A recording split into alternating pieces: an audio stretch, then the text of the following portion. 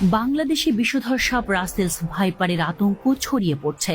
গণমাধ্যমে প্রচারিত তথ্য বলছে, চলতি বছর এ পর্যন্ত পদ্মার তীরবর্তী রাজশাহী, রাজবাড়ী, মানিকগঞ্জ সহ বিভিন্ন জেলায় রাসেলস ভাইপারের দংশনে অন্তত 10 জনের মৃত্যু হয়েছে।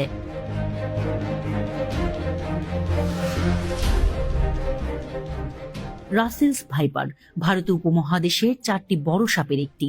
ব্রিটিশ শাসনামলে ভারতে কাজ করতে এসেছিলেন স্কটিশ সার্জন প্যাট্রিক রাসেল। 1796 সালে তিনি এই সাপ সম্পর্কে গবেষণা করেন। তার নাম অনুসারে এই সাপের নামকরণ করা হয় রাসেলস ভাইপার।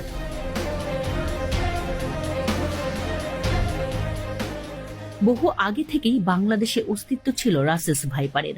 দেশের বিভিন্ন এলাকায় সাপটি চন্দ্রবোরা বা উলুবোরা নামে পরিচিত। দেখতে অনেকটাই অজগরের বাচ্চার মতো। এটি একটি ভয়ঙ্কর বিষধর সাপ।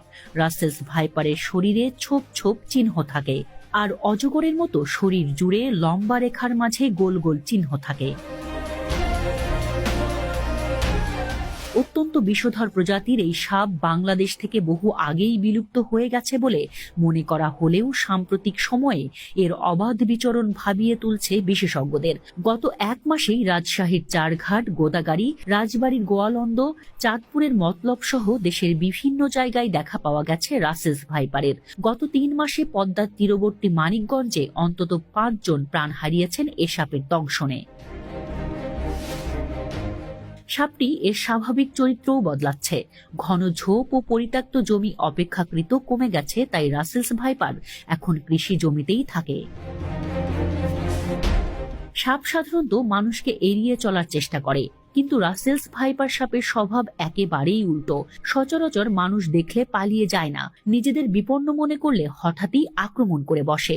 বিষধর সাপ হিসেবে পৃথিবীতে রাসেলস ভাইপারের অবস্থান 5ম, কিন্তু হিংস্রতা আর আক্রমণের দিক থেকে এদের অবস্থান 1ম।